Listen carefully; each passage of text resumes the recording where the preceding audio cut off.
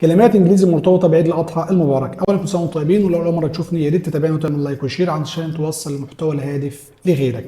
اولا عيد الاضحى اسمه عيد الاضحى، بنحول الحروف العربي لحروف انجليزي ونقول عيد الاضحى. الاهم اللي احنا نقول عيد الاضحى، ما تقولش عيد الاضحى. الانجليز والامريكان وغيرهم ما يعرفوش ينطقوا حرف العين زينا بالظبط. تاني حاجه، اللي عيد الاضحى مرتبط بايه؟ مرتبط بالاضحيه. الاضحيه اللي هي sacrifice، وكلمة sacrifice دي ممكن تيجي verb وممكن تيجي noun.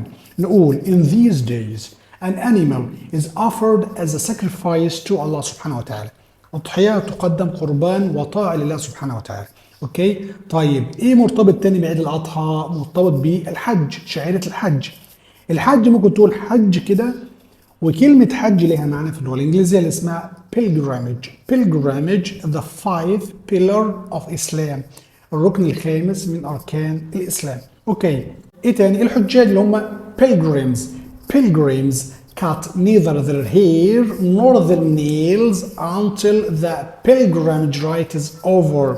البيلجرامج رايت أو ritual اللي هي شعائر الحج.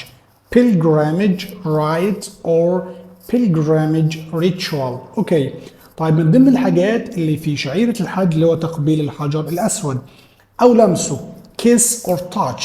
if you can't kiss it you can't touch it. لو مش قادر تكيس it تبوس تقبل الحجر الأسود، ممكن تلمسه وما تعملش مشاكل هناك ولا زحام ولا تأذي الناس. اوكي، طيب الحجر الاسود هو البلاك ستون، ممكن تقول الحجر الاسود تكتبها بالحروف الانجليزي كده. اوكي، من ضمن الشعائر اللي في الحج رجم ابليس، نقول pilgrims throw pebbles at the monument of evil. يعني الحجاج بيعملوا ايه؟ throw pebbles. pebble اللي هي كانها الابابيل، الابابيل بالعربي اللي هي البيبل كانها متاخده من اللغه العربيه. اوكي، وخلي بالك اللي انت بتثرو مين؟ بترجم مين؟ the monument، بترجم الاثر نفسه. ابليس مش واقف قدامك عشان ترميه بحجر قد كده.